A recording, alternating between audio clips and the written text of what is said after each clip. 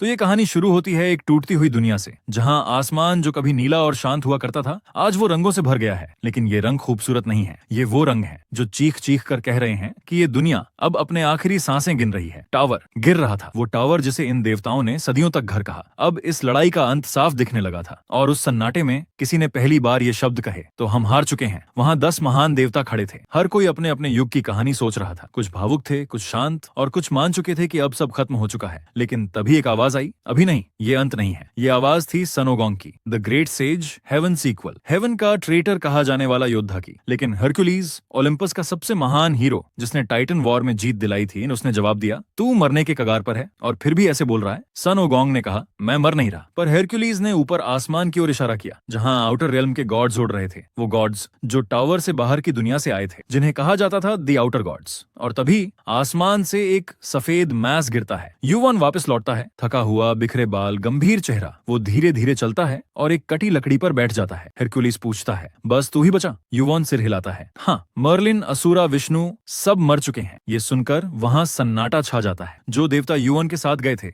अब वापस नहीं आए, वो आउटर गॉड्स के हाथों खत्म हो चुके थे। युवन ने जो मांस फेंका था, सबकी निगाहें अब उसी पर थीं। सन ओगोंग पूछता है, ये कौन है बे? युवन का जवाब था, फूलिश केओस। सभी शॉक्ड रह जाते हैं। ये आउटर रियल्म का एक बड़ा गॉड था और युवन ने उससे सीधा मुकाबला किया था। और यहीं पर युवन को एक सच्चाई का एहसास होता है, एक इनर कभी एक आउटर को हरा नहीं सकता। टावर के अंदर पैदा होने वाले लोग इनर कहलाते हैं। युवन और बाकी सभी गॉड्स इनर ही हैं, लेकिन आउटर गॉड्स उनसे कई गुना ताकतवर हैं। और यही वो लड़ाई थी जो अब असंभव लग रही थी। लेकिन तभी एक बुजुर्ग सामने आता है, क्रोनोस, टाइम का गॉड। उसके पास है क्रोनोस का क्लॉक मूवमेंट, एक ऐसी घड़ी जो वक्त को पीछे ले जा सकती है। युवन पूछता है, क्या यही एकमात्र रास्ता है? क्रोनोस जवाब देता है, ओल्ड टाइमलाइन में लौटो, सब फिर से शुरू करो। लेकिन मैं शायद वहां न रहूं, मुझे मत ढूंढना। अब सवाल था, वापस कौन जाएगा? सभी की निगाहें युवन पर टिक जाती हैं और फैसला हो चुका था, युवन ही वापस अतीत में जाएगा। सन ओगोंग कहता है, क्योंकि तू सबसे बाद में आया, लेकिन फिर भी आज हमारे साथ खड़ा है। हरक्यूलीज उसे याद दिलाता है,